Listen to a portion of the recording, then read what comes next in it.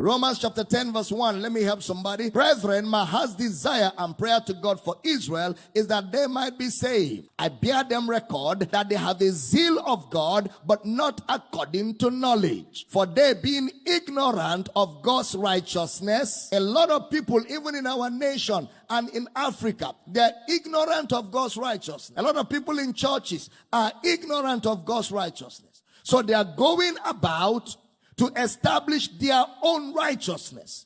So they have not submitted themselves unto the righteousness of God. Next verse. For Christ is the end of the law for righteousness to everyone that believeth. Now let me read it for you from the Message translation. Believe me, friends, all I want for Israel is what's best for Israel. Salvation, nothing less. I want it with all my heart and pray to God for it all the time. I readily admit that the Jews are impressively energetic regarding God, but they are doing everything exactly backwards. Tarry night every Friday. Tithes. If you don't pay your tithes, it will be tithes. The weight of your seed determines your answer to prayer. So there's a message of a transactional God. A God that is like a well-established contractor who cannot do anything until he is mobilized. If you don't give, you cannot get. So there's a business transaction. No more a relationship. You have to tap.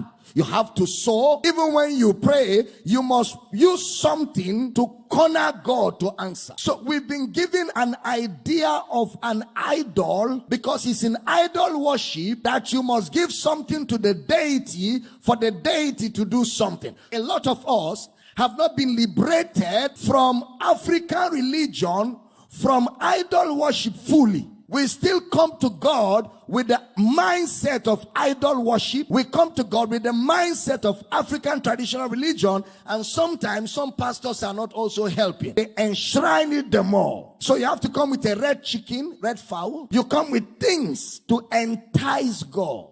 So you pray, but you're not sure God answered. So you bring a dangerous seed to slap God with it. You hear men of God tell you, if your offering does not move you, it cannot move God.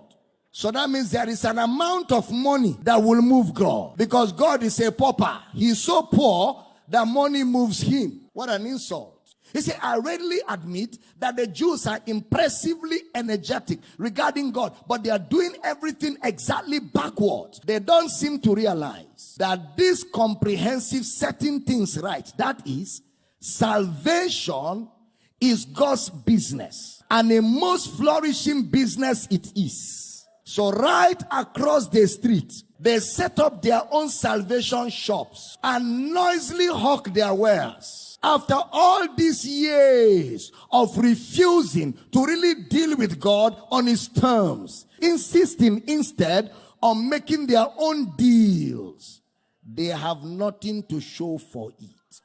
The earlier revelation was intended simply to get us ready for the Messiah, who then puts everything right for those who trust him to do it. No man by his works can be righteous. That's why Paul will say in Philippians chapter 3 verse 9, and be found in him, not having mine own righteousness, which is of the law, but that which is through the faith of Christ, the righteousness which is of God by faith. The Message translation of that verse.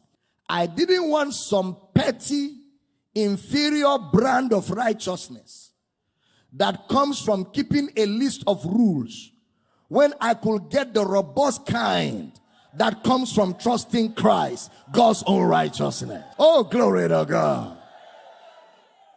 King James says, and be found in him, not having my own righteousness, which is of the law, but the righteousness which is of God by faith. Galatians 2:20. I have been crucified with Christ. Nevertheless I live, yet not I, but Christ liveth in me, and the life which I now live in the flesh, I live by what? The faith of the Son of God, who loved me and gave himself for me. Shall he find faith in God's righteousness on the earth?